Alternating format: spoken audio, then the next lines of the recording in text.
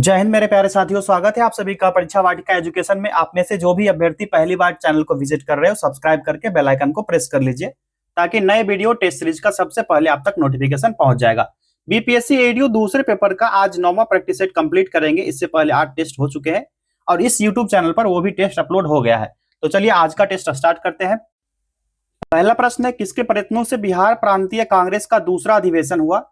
Right answer हो जाएगा श्री दीप नारायण सिंह। ठीक है, इन्हीं के प्रयत्न के फलस्वरूप यह आयोजित हुआ था और इस सम्मेलन का मुख्य उद्देश्य था स्वतंत्रता आंदोलन और राष्ट्रीय कांग्रेस के मध्य संतुलन स्थापित करना। नेक्स्ट क्वेश्चन है, घरेलू उत्पादों पर करों का मूल्य वर्धित कर वैट में रूपांतरण की प्रथम सिफारिश की गई थी। राजा चैलिया कमेटी के द्वारा किया गया था 1991 में। अगला प्रश्न है क्वेश्चन नंबर 3, भारत की किस संस्था का आदर्श वाक्य है? धर्मो रक्षितः रक्षितः, मतलब कानून तभी रक्षा करता है जब उसकी रक्षा की जाती है। सही जवाब इसका हो जाएगा विकल्प ए, अनुसंधान और विश्लेषण विंग, इसी का है यह वाक्य। ठीक है, यानी रॉ एजेंसी जो है उसी का है यह, धर्मो रक्षितः रक्षितः।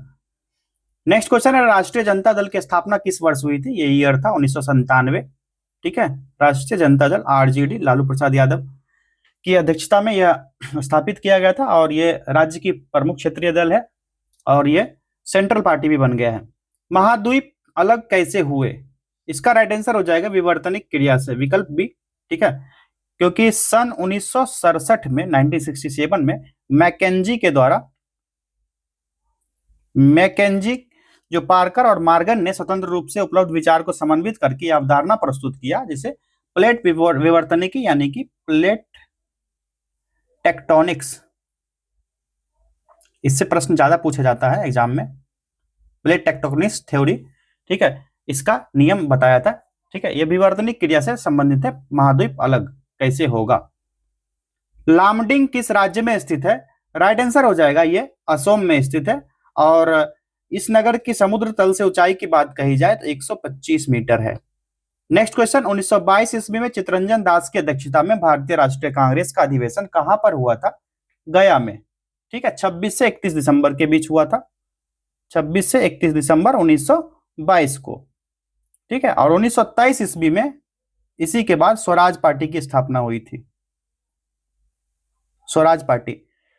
भारत का बिहार में स्थित बाढ़ प्रभावित क्षेत्र है, तो यह हो जाएगा कितना? 16.5% और बिहार के कुल क्षेत्रफल का कहा जाए तो 73% हो जाएगा। नेक्स्ट क्वेश्चन, बिहार का शोक किस नदी को कहा जाता है? बहुत दिनों से जानते आ रहे हो, आज आप लोग बता दो कौन सी है? कोसी नदी।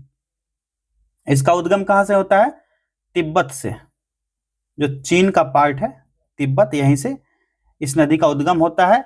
और अरुण कोसी नदी जो अपनी 7 सहायक नदियों के साथ, जो सुत कोसी है, तांबा कोसी, तलख, दूध कोसी, भेटिया या भोटिया नदी के नाम से भी जाना जाता है, और अरुण तामुर, इन सब से मिलकर बनती है कोसी नदी और अंत में 3 नदियों में बढ़ जाती है, तामुर, अरुण और सुन कोसी। तामुर, अरुण और सुन कोसी, इन तीनों नदियों में बढ़ जाती है कोसी नदी लास्ट में जाकर के। क्लियर है? नेक्स्ट क्वेश्चन देखते हैं, बिहार के किस जिले में तेलहर कुंड जलप्रपात अवस्थित है? यह कहां पर है? कैमूर जिला में, रोहतास पठार में स्थित है। नेक्स्ट क्वेश्चन है, सोन और गंगा नदी का संगम बिहार के किस जिले में स्थित है? करेक्ट आंसर हो जाएगा पटना जिला। किस आंदोलन के प्रभाव में आकर बिहार के लोगों ने चौकीदारी कर देने से इनकार कर दिया था? सही जवाब हो जाएगा सविनय अवज्ञा आंदोलन 1930 ईस्वी में। नेक्स्ट, किसने चंपारण सत्याग्रह के दौरान बिहार में गांधी जी की जान बचाई थी? इनका नाम क्या था? बतक मियां। अफ्रीका से लौटने के बाद गांधी जी जो नीलहे किसान थे, नील जो उपजाते थे, उनकी दुर्दशा का जायजा लेने के लिए राजकुमार शुक्ल के आग्रह पर चंपारण के जिला मुख्यालय मोतिहारी आए थे और इरविन ने गांधी की हत्या के लिए बतक मियां को जहर मिला दूध का गिलास देने को कहा था, लेकिन बतक मियां ने दूध का गिलास देते हुए गांधी जी और राजेंद्र प्रसाद के कानों में यह बात बता दी और गांधी जी की तो जान बच गई, लेकिन बतक मियां को भारी कीमत चुकानी पड़ी थी उस समय। नेक्स्ट क्वेश्चन है, असहयोग आंदोलन के दौरान किसने बिहार में किसानों की अगुवाई की? करेक्ट आंसर हो जाएगा स्वामी विद्यानंद। नेक्स्ट क्वेश्चन, डीओएस का अर्थ होता है, यानी इसका फुल फॉर्म पूछा जा रहा है, मतलब होता है disk operating system. Correct answer विकल्प सी हो जाएगा, disk operating system, DOS, DOS। Next, RAM का अर्थ होता है मतलब रैंडम एक्सेस मेमोरी, विकल्प बी सही जवाब है, रैंडम एक्सेस मेमोरी यानी रैम। क्लियर है। क्वेश्चन नंबर 70, ट्रेकोमा रोग का संबंध किससे है? सही जवाब हो जाएगा आंखों से संबंधित है, जो क्लेमाइड्रिया ट्रेकोमेटिस नामक जीवाणु से होता है। अगला प्रश्न, शरीर की प्रतिरोधक क्षमता से जुड़ी सबसे महत्वपूर्ण कोशिका का प्रकार कौन सा होगा? ये लिम्फोसाइट हो जाएगा, विकल्प बी राइट आंसर है। मानव तंत्र में पाचक एंजाइम किसके द्वारा निर्मित नहीं होता है? करेक्ट आंसर है लीवर में। नेक्स्ट, निम्न में से शरीर का कौन सा अंग शरीर के संतुलन को नियंत्रित करने का काम करता है? यह है सेरेब्रम, सेरेबेलम। अगला प्रश्न, निम्नलिखित में से किस युग में सही सुमेल नहीं है? गलत जो पूछा जा रहा है, तो यहाँ पर जो है ना सारा का सारा लगभग लगभग सही है, क्योंकि जो विकल्प है विटामिन डी का जो मेन सोर्स होता है सूर्य प्रकाश और कॉलेड यकृत तेल दोनों होता है, और संतरे में विटामिन सी और विटामिन बी पाई जाती है, जबकि अल्फा अल्फा में विटामिन के और गेहूं अंकुर तेल में विटामिन ई पाई जाती है। ठीक है, तो ये सारे सारे सही है, तो यहाँ पर विकल्प ई राइट आंसर हो जाएगा।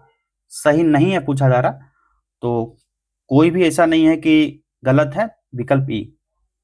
नेक्स्ट क्वेश्चन, निम्नलिखित में से किस विटामिन को अर्गो कैल्सीफेरॉल कहते हैं? करेक्ट आंसर हो जाएगा विटामिन D2 को कहा जाता है, और डी विटामिन का प्रकार होता है जो मुख्यतः भोजन के आहार अनुपूरक के रूप में मनुष्य को प्राप्त होता है, और इसे अर्गो कैल्सीफेरॉल के नाम से भी जाना जाता है, और इसकी कमी से बच्चों में रिकेट्स और वयस्क में ऑस्टियोमलेशिया रोग हो जाता है। नेक्स्ट क्वेश्चन, मानव शरीर में विटामिन ए का भंडारित होता है, कहां भंडारण होता है इसका? यकृत में। ठीक है, और ए का रासायनिक नाम क्या होता है? विटामिन ए का रासायनिक नाम एक वीडियो में बताया था मैंने, रेटिनॉल। जब टेस्ट सीरीज करवा रहे थे आप लोग, पूरा टेस्ट देखिए। इससे पहले टेस्ट किरण पब्लिकेशन का 10 टेस्ट हो चुका था। अब ये जो प्रीमियम टेस्ट करवाया जा रहा है, आज 9वां टेस्ट है, इसका भी 10 टेस्ट जल्द ही कंप्लीट हो जाएगा। इतने सारे टेस्ट हो चुके हैं, आप लोग जाकर कीजिए। और तीसरे पेपर का टेस्ट जो मैथ रीजनिंग से संबंधित तीसरा पेपर है, उसका भी 2 टेस्ट हो चुका है, और दूसरे पेपर का 10 टेस्ट तो ऑलरेडी किरण पब्लिकेशन से हुआ था, और ये जो प्रीमियम वर्जन चल रहा है इसका भी 2 टेस्ट इसका हो चुका है। किसका? दूसरे पेपर का 2 टेस्ट इसमें, यानी कि 10 2 12 टेस्ट पहले पेपर का हो चुका है, तीसरे पेपर का 2 टेस्ट, और जो दूसरा पेपर है यहाँ पर, दूसरा पेपर जो सामान्य अध्ययन जो अभी चल रहा है, इसका 10 प्लस आज 9 19 टेस्ट हो चुका है। यानी इतने सारे टेस्ट हो चुके हैं, कुल मिलाकर 19 हो गया, और उधर 12 और 2, इतना कंप्लीट कर लीजिए सारा टेस्ट, तब आगे बढ़ने में मजा आएगा। निम्नलिखित में से कौन सा पदार्थ टिंडल प्रभाव दिखाएगा? करेक्ट आंसर हो जाएगा, इसमें से लगभग लगभग सारे हो जाएंगे, एक से अधिक राइट आंसर है। जिलेटिन का बहुधा उपयोग आइसक्रीम बनाने में क्यों किया जाता है? राइट आंसर है कोलाइडो को स्थायी करने में और क्रिस्टल बनाने से रोकने में। आजकल सर्वाधिक प्रचलित और सुरक्षित शक्कर का विकल्प है, इसलिए क्योंकि यह जो है एपार्स्टेम है, क्या है? एस्पार्टेम है, इसलिए राइट आंसर हो जाएगा विकल्प बी। नेक्स्ट, कीटाणुनाशक गैमेक्सिन निम्न में से किस पर आधारित है? राइट आंसर है बेंजीन हेक्साक्लोराइड पर, C6H6Cl6, ये होता है बेंजीन हेक्साक्लोराइड। क्लियर है। नेक्स्ट क्वेश्चन है, निम्न तत्वों में से किसमें न्यूट्रॉन नहीं होता है?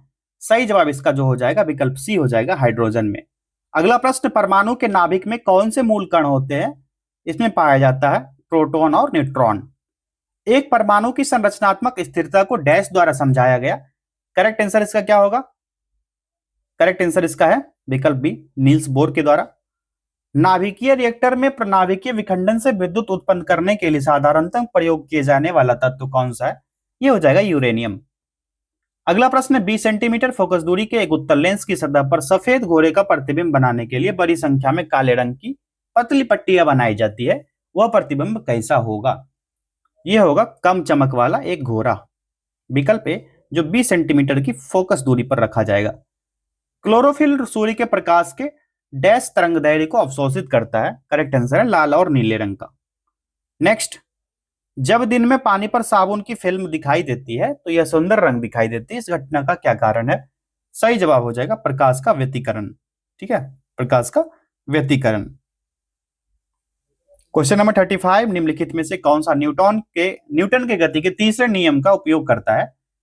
सही जवाब होगा अंतरिक्ष का रॉकेट, क्योंकि प्रत्येक क्रिया के बराबर परंतु विपरीत दिशा में प्रतिक्रिया होती है, न्यूटन का थर्ड लॉ है। और जैसे रॉकेट को अंतरिक्ष में भेजना हो गया इसका एग्जाम्पल, उसी तरह बंदूक की गोली चलाने पर चलाने वाले को पीछे की ओर धक्का लगता है, ठीक है, ये भी न्यूटन का थर्ड लॉ है। नाव के किनारे पर कूदने पर नाव का पीछे की ओर हट जाना, ये भी थर्ड लॉ का एग्जाम्पल है, ठीक है।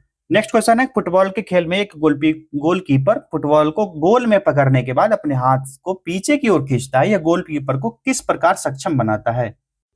सही जवाब है संवेग परिवर्तन की दर को कम करता है, विकल्प ए राइट आंसर हो गया इसका।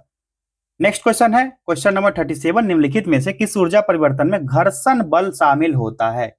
यह होता है गतिज ऊर्जा से उष्मा ऊर्जा में जाने पर, ठीक। और घर्षण बल कितने प्रकार के? 3 प्रकार के होते हैं घर्षण बल। कितने प्रकार के? 3 प्रकार के। पहला क्या होगा? स्थैतिक घर्षण, जिसको स्टैटिक फ्रैक्शन बोलते हैं, ठीक। दूसरा क्या होगा? इसको स्लाइडिंग फ्रिक्शन यानी सर्पी घर्षण कहते हैं, स्लाइडिंग फ्रैक्शन यानी सर्पी घर्षण। तीसरा होता है लोटनिक घर्षण, जिसको रोलिंग घर्षण कहते हैं, यानी रोलिंग फ्रैक्शन, रोलिंग फ्रैक्शन कहा जाता है। क्लियर? 3 प्रकार के घर्षण बल होते हैं। नेक्स्ट क्वेश्चन है, राष्ट्रीय बचत प्रमाण पत्र की बिक्री से प्राप्त हुई राशि भारत सरकार के किस खाते में जमा होती है?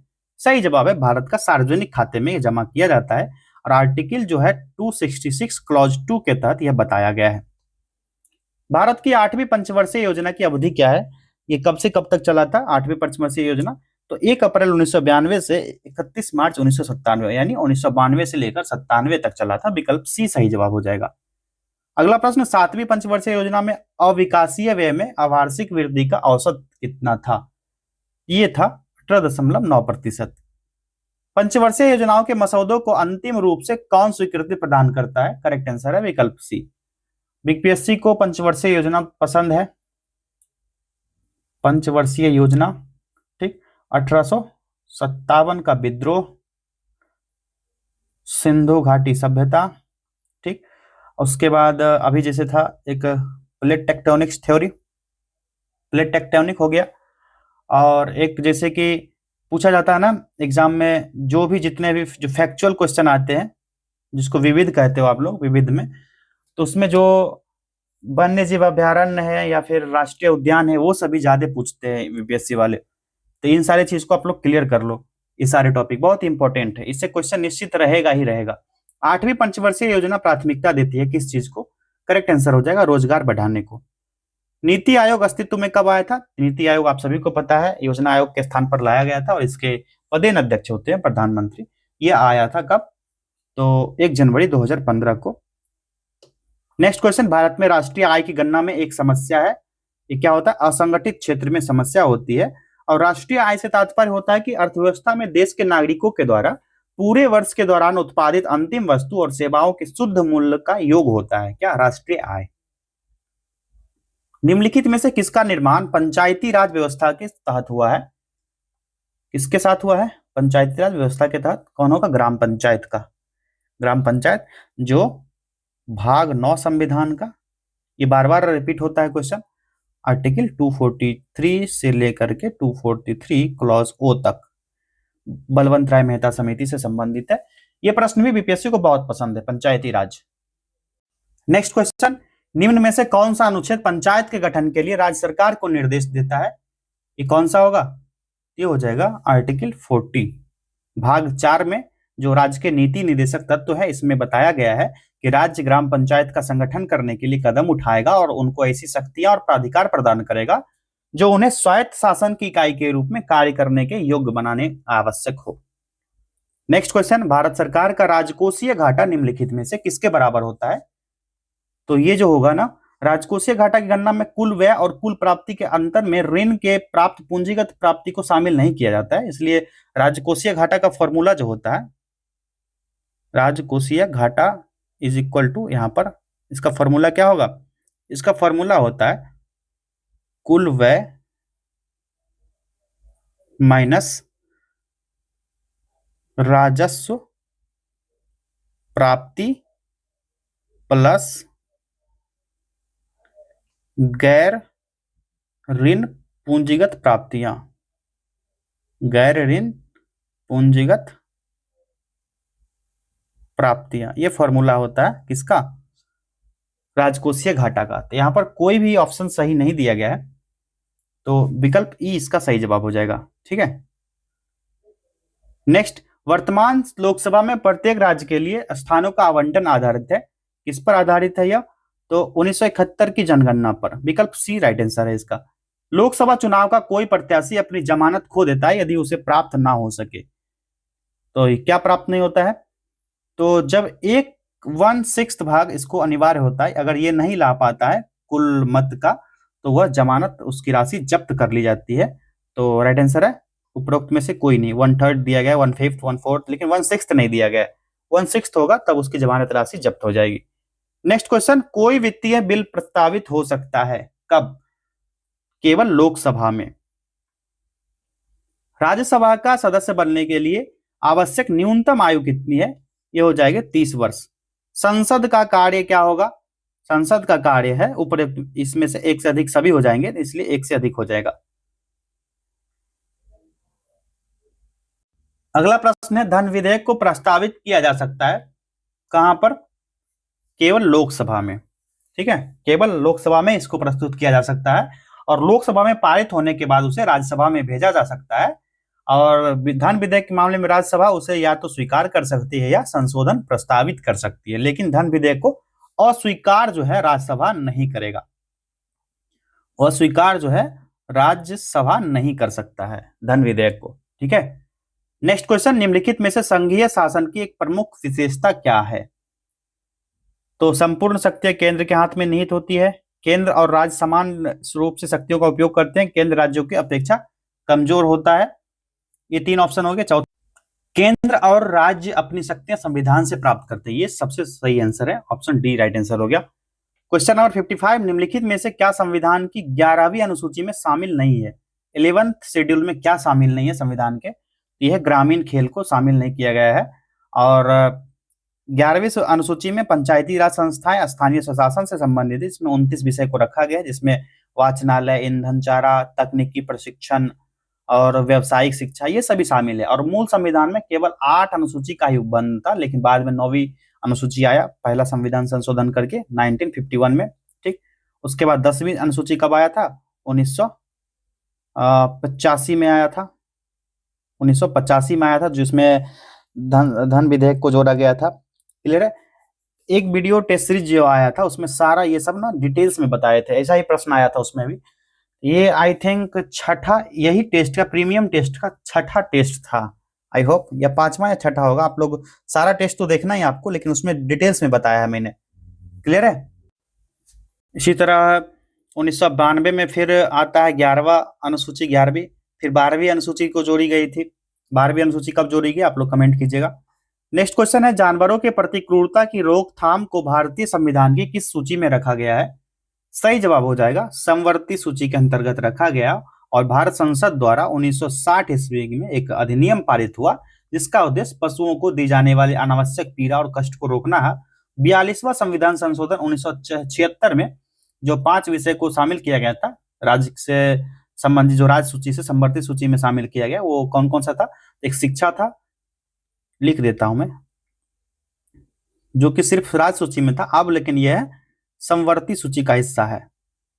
एक तो शिक्षा हो गया, ठीक, समवर्ती सूची का हिस्सा शिक्षा हो गया। वन, पेड़ पौधे जिसमें शामिल है। नापतौल, नापतौल, और ये वाला मामला वन्य जीवों पर क्रूरता की रोकथाम। क्लियर? उसके बाद न्याय का प्रशासन, ये सभी ना समवर्ती सूची के अंतर्गत आ, जिस पर राज्य और केंद्र सरकार दोनों कानून बना सकते हैं। ओजोन परत के रिक्तीकरण के कारण कौन सी किरण पृथ्वी से टकराती है? यह पराबैंगनी किरणें, जो 90% भाग को ओजोन परत के द्वारा रोक लिया जाता है, जिससे मनुष्य के स्वास्थ्य पर पड़ने वाले दुष्प्रभाव नहीं होते हैं। निम्न में से कौन सा दिन अंतर्राष्ट्रीय पृथ्वी दिवस के रूप में मनाया जाता है? करेक्ट आंसर हो जाएगा 22 अप्रैल को। मोटर गाड़ी के निःशेष नली से निकलने वाली प्रदूषणकारी गैस का प्रमुख अवयव क्या है? सही जवाब हो जाएगा कार्बन मोनोऑक्साइड। ठीक है, सीओ, कार्बन मोनोऑक्साइड। और प्रत्येक वर्ष 22 अप्रैल को यह मनाया जाता है। ठीक है, और ये जो होता है ना कार्बन मोनोऑक्साइड, जीवाश्म ईंधन के दहन से उत्सर्जित एक गैस होता है। क्लियर है? निम्नलिखित में से कौन जंगल में आहार श्रृंखला का प्रतिनिधित्व करता है? ये चीज आप क्लास 6-7 से पढ़ते आ रहे हैं। हिरन पौधे को खाता है और हिरन को शेर खाता है। ये सही है ना? हिरन पौधे को खाता है और हिरन को शेर खा जाता है। पहला ही ऑप्शन सही है आहार श्रृंखला का। पर्यावरण में प्लास्टिक डैश की क्रिया द्वारा विघटित नहीं होगा, ये कौन सी अभिक्रिया होगी? तो इसमें जो है ना पर्यावरण में प्लास्टिक जो जीवाणु, मृतोपजीवी और परजीवी क्रियाओं द्वारा अपघटित नहीं होता है। तो जीवाणु, परजीवी और मृतोपजीवी तीनों दिया गया, तो एक से अधिक इसका राइट आंसर होगा। ऊर्जा के स्रोत जो कार्बन उत्सर्जन में वृद्धि नहीं करते हैं, उसमें क्या क्या शामिल होगा? तो सौर, ये सारी शामिल हो जाएंगे, सारे के सारे। और जैसे कि भूतापीय बायोमास, जैव अपशिष्ट, ये भी शामिल होगा, जल विद्युत। अगर वो सारा ऑप्शन रहता तो उस सबको भी टिक करना है आपको। ग्लोबल जनरल गैप रिपोर्ट किसके द्वारा जारी की जाती है? सही जवाब हो जाएगा विश्व आर्थिक मंच, वर्ल्ड इकोनॉमिक फोरम द्वारा जारी किया जाता है। और 2023 में इसका 17वां संस्करण आयोजित किया गया था और भारत का स्थान 146 देश में 127 रहा था। और आइसलैंड टॉप पर रहा, फर्स्ट रैंक पर। इंडिया रहा 127वें स्थान पर। टोटल कितना कंट्री? 146 कंट्रीज में भाग लेते हैं। चलिए नेक्स्ट क्वेश्चन। ये तो बहुत इजी क्वेश्चन है। अंतिम जनगणना किस वर्ष? 2011 में हुआ था। अगला प्रश्न, जनगणना के अनुसार डैश उत्तर प्रदेश का सबसे बड़ा नगर है। कौन सा नगर सबसे ऊपर है? तो इसका राइट आंसर जो हो जाएगा, ये हो जाएगा कानपुर। कानपुर, जहां की आबादी 29,20,067 थी। 29,20,067 यहाँ की आबादी थी। ठीक है, आगरा का 17,46,467 रहा था। इलाहाबाद की 12,16,719 आबादी। वाराणसी की आबादी थी 14,35,113। क्लियर है? सबसे ज्यादा कानपुर का था इस ऑप्शन के अकॉर्डिंग। गोबी का मरुस्थल है, गोबी का मरुस्थल जो है चीन में है। निम्नलिखित देशों में से कौन 2020 में गेहूं का सबसे बड़ा उत्पादक था? करेक्ट आंसर है चाइना। चाइना। नेक्स्ट, निम्नलिखित में से कौन सा देश विश्व का सबसे अधिक केसर उत्पादन करने वाला देश है? यह हो जाएगा ईरान। यह देश जो विश्व में रेशम का सबसे बड़ा उत्पादक है, यह देश कौन सा है? तो चीन हो जाएगा। नेक्स्ट क्वेश्चन है, निम्नलिखित नदियों में से कौन सी नदी भारत से निकलकर पाकिस्तान में जाती है? आप पहले ही बता दोगे सतलज नदी है। ठीक है, और भारत में प्रवेश करने से पहले यह 400 किलोमीटर तक सिंधु नदी के समानांतर चलती है। इसके सिंधु के साथ चलती है और यह सिपकीरा दर्रा से होते हुए पंजाब के मैदान में प्रवेश करती है और पाकिस्तान में सिंध नदी में चली जाती है। अफगानिस्तान किस देश के साथ सबसे लंबी अंतरराष्ट्रीय सीमा रखता है? करेक्ट आंसर हो जाएगा विकल्प बी, पाकिस्तान के साथ। निम्न में से किस महाद्वीप में सबसे अधिक देश है? सही जवाब हो जाएगा विकल्प सी, अफ्रीका। भारत में स्थित समस्त तेल शोधन अधिक कारखानों में से कोई भी कारखाना इनमें से किस राज्य में नहीं है? क्या राइट आंसर होगा इसका? तो यहाँ जो दिख रहा है ना, विश्व में कुल कितने ये है? तो 7 महाद्वीप हैं। सबसे पहले इसको जानिए। क्षेत्रफल के अनुसार अगर कहा जाए तो इसमें एक चीज देख लीजिए कि आंध्र प्रदेश और विशाखापत्तनम शोधशाला जो है ना, जहां तक मैं रिमेंबर कर पा रहा हूं, कोई भी आंसर नहीं सही होगा इसमें, विकल्प ई लगा लीजिए। ठीक है, कोई भी आंसर यहाँ सही नहीं दिख रहा, क्योंकि तमिलनाडु के मनाली और नागपट्टनम में और पश्चिम बंगाल के हल्दिया में तेल शोधक कारखाना की स्थापना करी गई है। ठीक है, हरियाणा में तो है ही, तमिलनाडु में ऑलरेडी है, तो नहीं पूछा जा रहा ना, कोई नहीं राइट आंसर होगा। ठीक है, अगला प्रश्न है, बाढ़ को रोकने के लिए सबसे उत्तम विधि क्या है? यह हो जाएगा वनारोपण। निम्नलिखित क्षेत्र और राज्य के जोड़ों में से कौन सा जोड़ा सही नहीं है? इसका राइट आंसर लगाइए, क्या होगा? दंडकारण्य जो है मध्य प्रदेश में, ये जोड़ा सही नहीं है, क्योंकि दंडकारण्य का पठार जो है भारत के मध्यवर्ती भाग में, इसका विस्तार छत्तीसगढ़, लिख देता हूं मैं यहां पर, छत्तीसगढ़, ओडिशा, तेलंगाना, आंध्र प्रदेश और महाराष्ट्र मिला करके है। और राज्य के लगभग 89,89,078 किलोमीटर स्क्वायर में ये फैला हुआ है और मध्य प्रदेश में इसका विस्तार है ही नहीं। क्लियर है। नेक्स्ट क्वेश्चन है, मृदा का पलवार करना संबंधित है किससे? सही जवाब हो जाएगा मृदा का पलवार मृदा की नमी को बनाए रखने के लिए किया जाता है और इसको मल्चिंग का मुख्य उद्देश्य माना जाता है। और पलवार एक ऐसी प्रक्रिया होती है जिसमें मृदा को पत्तों या पुआल आदि से ढक दिया जाता है जो खेत में नमी को बरकरार रखती है। पर्वत की चोटियों के समूह को ऊंचाई से घटते क्रम में नीचे दी गई निम्नलिखित में से कौन सा क्रम सही नहीं है? कौन सा सही नहीं होगा तो देख लीजिए। सबसे पहले जो भी दिया गया ना उसको देख लेते हैं। माउंट एवरेस्ट कहाँ है? तो माउंट एवरेस्ट नेपाल में है। इसकी ऊंचाई कितनी है? 8848 मीटर। पहले इस फैक्ट को जान लेते हैं। धौलागिरी कहाँ है? धौलागिरी भी नेपाल में पड़ता है और इसकी ऊंचाई 8172 मीटर। क्लियर। कंचनजंगा, कंचनजंगा आप लोग बताइए कहां पर है? इंडिया में है। इसकी ऊंचाई की बात करी जाए तो 8598 मीटर इसकी ऊंचाई है। और भी कौन सा? माउंट एवरेस्ट, कंचनजंगा, धौलागिरी हो ही गया। नंगा पर्वत, नंगा पर्वत कहाँ है?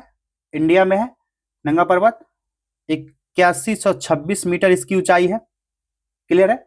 एक मैं आपको फैक्ट देता हूं, इसको आप नोट आउट कर लीजिए। माउंट एवरेस्ट कहां पर है? नेपाल में है। इसकी ऊंचाई 8848 मीटर। कंचनजंगा भारत में है, 8598 मीटर इसकी ऊंचाई।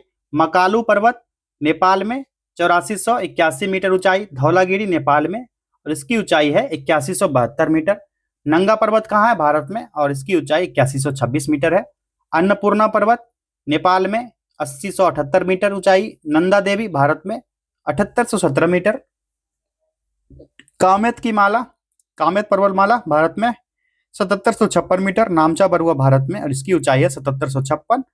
गुरला मंदाता नेपाल में है और इसकी ऊंचाई है 7728 मीटर। ये सारे पर्वत है और उनके देश और ऊंचाई से संबंधित है। इसका स्क्रीनशॉट आप लोग ले लीजिए। ठीक है।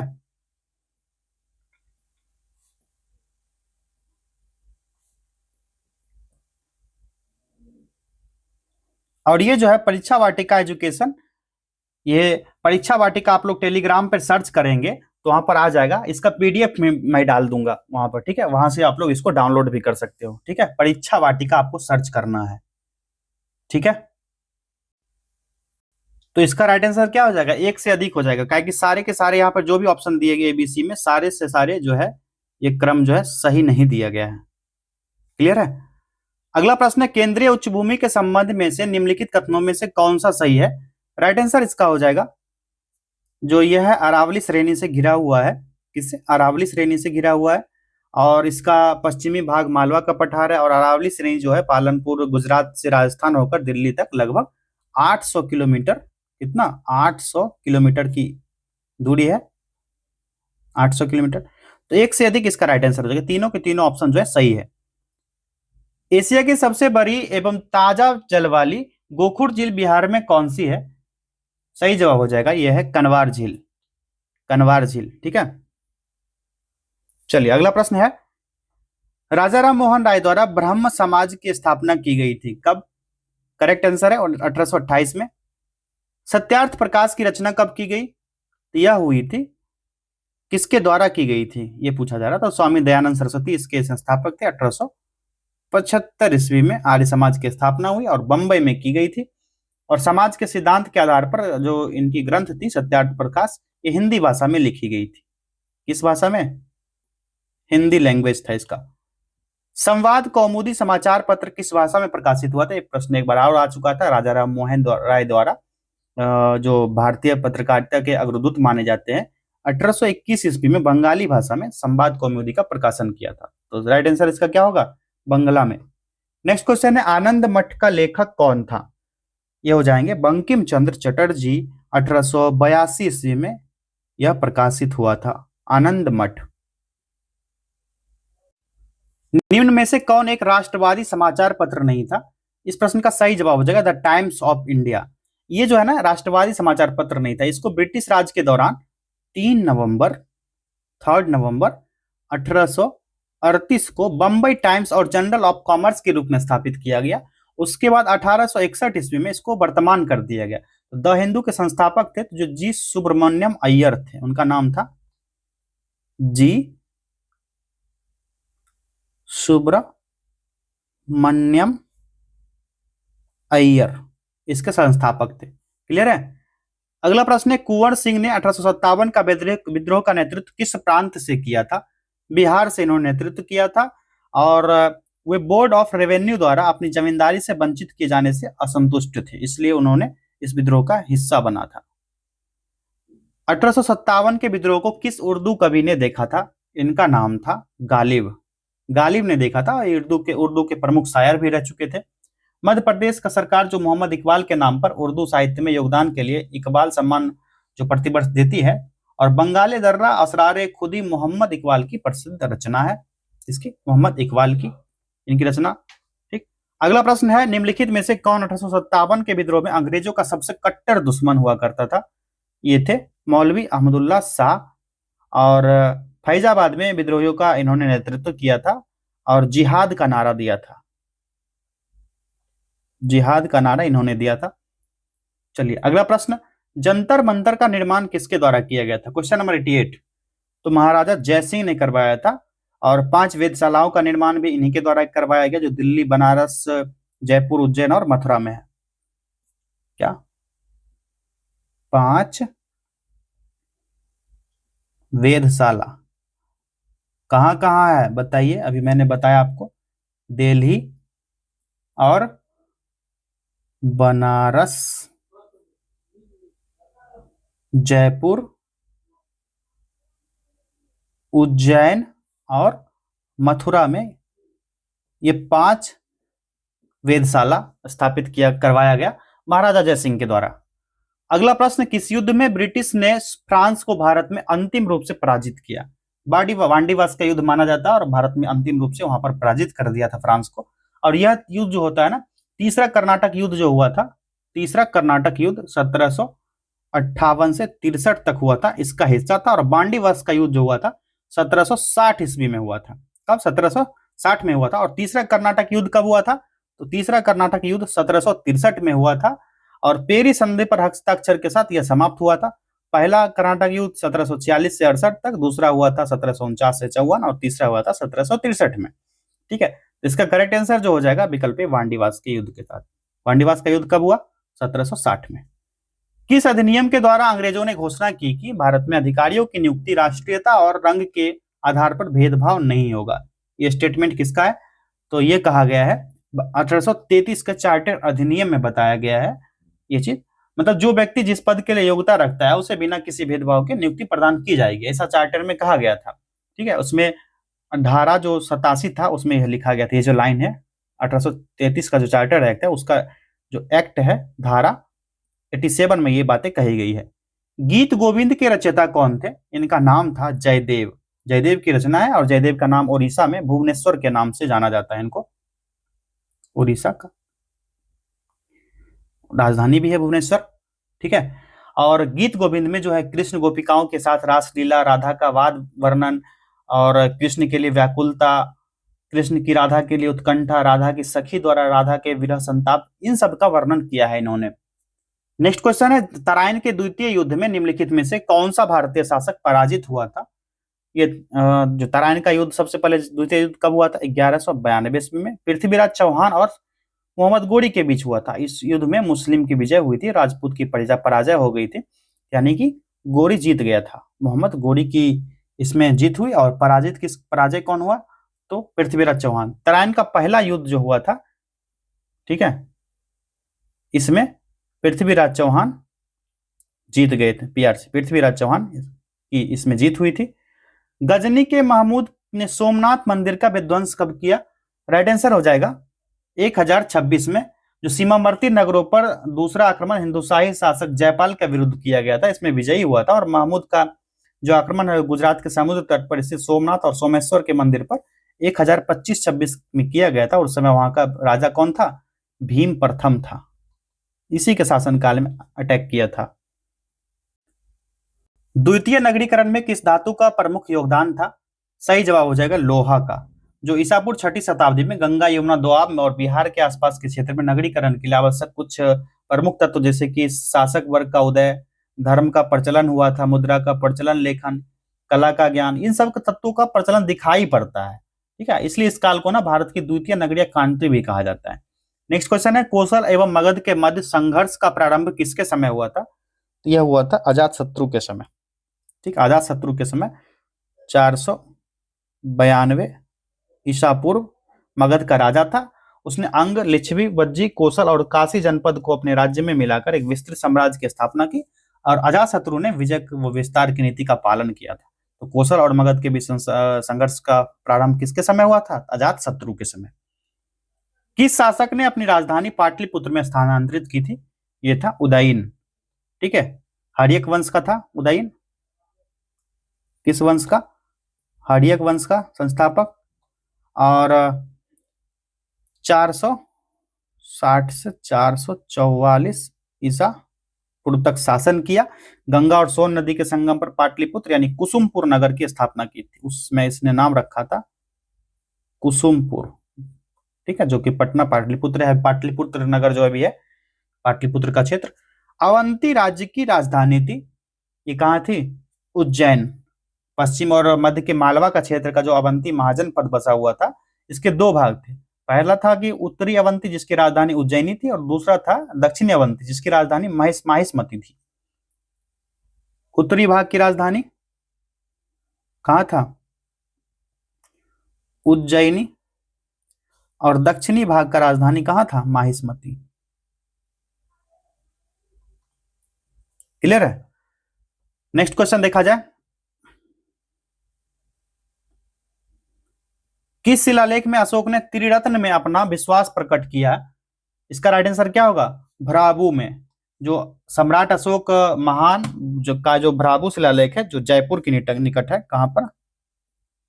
जयपुर के निकट है यह, और विराट नगर से खोजा गया है यह। इसमें अशोक ने बौद्ध धर्म के त्रिरत्न, जो बौद्ध धर्म और संघ है, ये त्रिरत्न है बौद्ध धर्म का, इसमें आस्था पर विश्वास प्रकट किया। और इसी अभिलेख में अशोक स्वयं को मगध का राजा यानी मगधराज कहता है। और सौगौरा अभिलेख जो है, सौगौरा अभिलेख, ये भी एग्जाम में ज्यादा पूछा जाता है, इसके बारे में भी जान लीजिए। इसमें अकाल का उल्लेख मिलता है। अकाल का उल्लेख, अशोक के समय अकाल पड़ा था, उसका उल्लेख मिलता है। और अशोक का जो 13वां शिलालेख जो है, 13वां शिलालेख कलिंग युद्ध से संबंधित है। ये सारे इंपॉर्टेंट फैक्ट है, एग्जाम में पूछे जाएंगे। इसमें कलिंग विजय का वर्णन किया गया है। और सामान्यतः अशोक अपने अभिलेख में प्रियदर्शी नाम से जाना जाता है। और अशोक के अभिलेख जो है सर्वप्रथम जेम्स प्रिंसेप ने पढ़ा था। पढ़ने वाला जेम्स प्रिंसेप था। यह भी एग्जाम में ज्यादा पूछा जाता है। चलिए, क्वेश्चन नंबर 99, भारत में पहले साम्राज्य की स्थापना किस शासक के द्वारा की गई थी? बताइए, कौन सा शासक था? तो ये था चंद्रगुप्त मौर्य, जो कि भारत के महान सम्राट थे, और उन्होंने मौर्य साम्राज्य की स्थापना की। कौन से? मौर्य साम्राज्य का संस्थापक, और 323 से 321 ईसा पूर्व तक उसी के बीच स्थापना किया था मौर्य साम्राज्य का। और चंद्रगुप्त मौर्य जो है सुदूर दक्षिण को छोड़कर पूरे भारत को साम्राज्य के अधीन लाने में सफल रहा था। जो तमिल ग्रंथ है एक अहनानूर और नूरानूर में, लिख देता हूं मैं, अहनानूर और एक है नूरानूर। ठीक है, इसमें चंद्रगुप्त के दक्षिण विजय का वर्णन मिलता है। और चंद्रगुप्त मौर्य का महत्वपूर्ण युद्ध जो है घनानंद के साथ हुआ था, उत्तराधिकार के लिए, घनानंद के साथ। ये तो आपको पता ही होगा, कौटिल्य के अर्थशास्त्र से ये जानकारी मिलती है, घनानंद के साथ हुआ है। और चाणक्य की कूटनीतिक रणनीति का वर्णन जो है विशाख दत्त द्वारा मुद्रा राक्षस में मिलता है। मुद्रा राक्षस के लेखक बताइए, अभी बताया मैंने, विशाख दत्त। विशाख दत्त, इनके द्वारा मुद्रा राक्षस की रचना की गई। क्लियर है? पहला ऑप्शन इसका राइट आंसर हो गया। चलिए, आखिरी प्रश्न है यहां पर, कौटिल्य के पुस्तक अर्थशास्त्र किस विषय पर आधारित है? बताइए। जो कौटिल्य, जिसको चाणक्य के नाम से जाना जाता है, मौर्य साम्राज्य के संस्थापक सम्राट चंद्रगुप्त मौर्य के प्रधानमंत्री और पुरोहित थे। और पुरोहित प्रभाग जो होता था, धर्माधिकारी जो होते थे, उसी से संबंधित है। और चंद्रगुप्त मौर्य के समय ये दोनों विभाग कौटिल्य के अधीन ही हुआ करता था। और कौटिल्य को भारत का मैकियावेली कहा जाता है। भारत का मैकियावेली, मैकियावेली के बारे में आप लोग पढ़ लीजिएगा, ठीक है। मैकियावेली कहा जाता है और कौटिल्य ने अर्थशास्त्र नामक एक प्रसिद्ध ग्रंथ की रचना की, अभी मैंने बताया था, जो कि अर्थशास्त्र मतलब ये मत समझिए कि इकोनॉमी से संबंधित है, यह राजनीति से संबंधित था, यह राजनीति शास्त्र से संबंधित था। क्या चीज, क्या नाम था उसका? अर्थशास्त्र, जो पुस्तक लिखा था कौटिल्य के द्वारा लिखा जो गया है। क्लियर? और चंद्रगुप्त मौर्य ने सेल्यूकस को बख्शीश उपहार के रूप में 500 युद्धक हाथी दिया था, 500 हाथी दिया था युद्ध करने के लिए। इसको सेल्यूकस निकेटर जो उसके दरबार में आया था, किसके? चंद्रगुप्त मौर्य के दरबार में। और नंद वंश के बाद मगध पर मौर्य वंश का शासन स्थापित हुआ। विलियम जोन्स ने जो सैंड्रोकोटस की पहचान की चंद्रगुप्त मौर्य से किया था। तो इस प्रश्न का राइट आंसर जो हो जाएगा, शासन कला के सिद्धांत और अभ्यास से संबंधित है, इसी पर आधारित है, ठीक है।